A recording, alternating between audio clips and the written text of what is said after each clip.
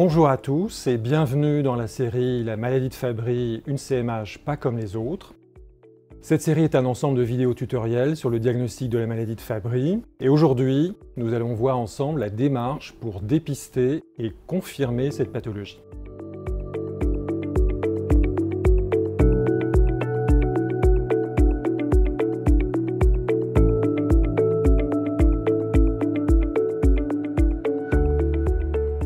Alors, comment faire le diagnostic de la maladie de Fabry chez un patient ayant une cardiomyopathie hypertrophique ou CMH?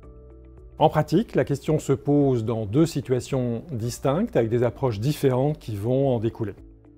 La première situation, c'est celle de la suspicion de la maladie devant des signes d'appel évocateurs présents chez le patient, et ces signes d'appel peuvent être des signes cardiaques particuliers, comme un aspect évocateur sur l'IRM cardiaque que vous voyez ici, ou encore des signes extracardiaques comme des angiokératomes tout à fait typiques ici.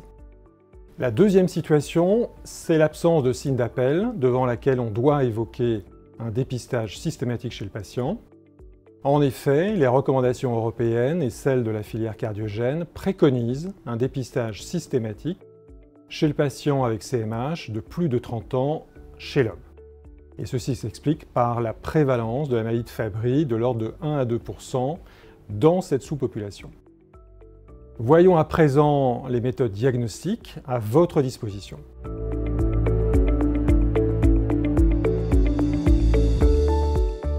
Le dosage biochimique. Il permet essentiellement de mesurer l'activité enzymatique de l'alpha-galactosidase, le plus souvent à partir d'un prélèvement sanguin, qui est la méthode de référence, et plus rarement, le prélèvement peut se faire à partir de papier buvard. Le taux est très abaissé dans la maladie de Fabry, reflétant le déficit enzymatique entraîné par la mutation.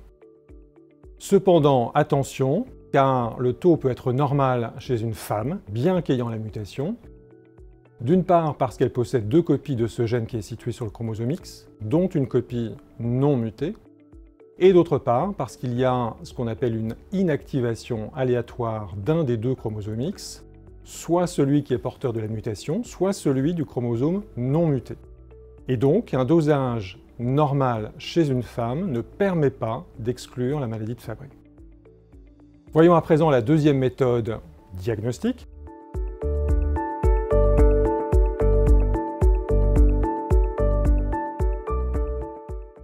Cette méthode est le test génétique qui est complémentaire de la précédente. Le test génétique consiste à séquencer le gène GLA qui code pour l'alpha-galactosidase. Il permet d'identifier la mutation responsable de la maladie de Fabry, quel que soit le sexe. Et ce test présente en fait plusieurs intérêts. D'abord, la mutation constitue le critère diagnostique de référence de la maladie de Fabry est habituellement nécessaire avant de débuter une thérapie spécifique. Ensuite, la connaissance de la mutation peut vous orienter aussi vers une forme à prédominance cardiaque versus une forme syndromique ou dite classique. Enfin, ce test vous donne une information sur l'éligibilité à certains traitements spécifiques. En effet, toutes les mutations sont éligibles à une enzymothérapie substitutive par voie intraveineuse, mais seules certaines mutations peuvent être traitées avec la molécule chaperon par voie orale. Le test génétique, il peut être réalisé selon deux modalités.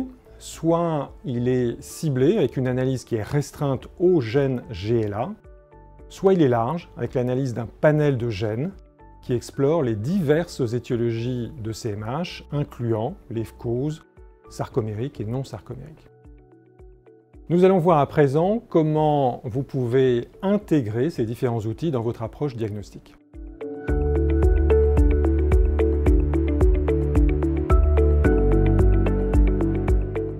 Et rappelez-vous, au début de cette vidéo, je vous présentais les deux situations de départ, et elles vont influencer l'usage de ces outils diagnostiques. D'abord, dans le cas où le patient présente des signes d'appel évocateur.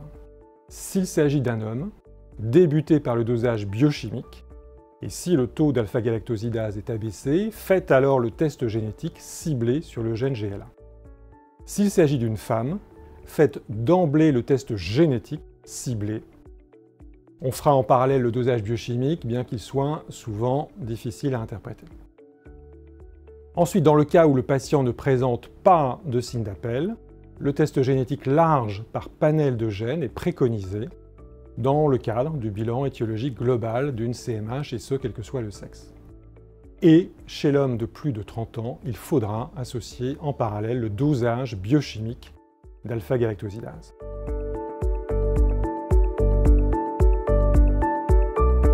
En résumé, deux méthodes permettent de faire le diagnostic de la maladie de Fabry, à savoir le dosage de l'activité enzymatique de l'alpha-galactosidase et le test génétique avec le séquençage du gène GLA.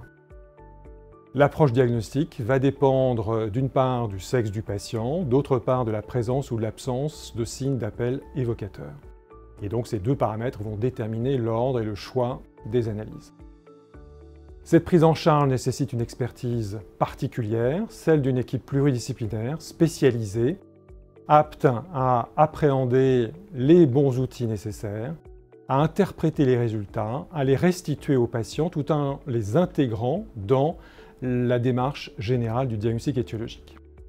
En pratique, les centres experts comme les centres de compétences ou de référence de la filière nationale cardiogène sont à votre disposition pour voir vos patients, notamment ponctuellement lors de la découverte d'une CMH. Voilà. Et donc vous retrouverez les coordonnées des équipes expertes en France sur le site de la filière cardiogène. Voilà, c'est terminé pour ce tutoriel.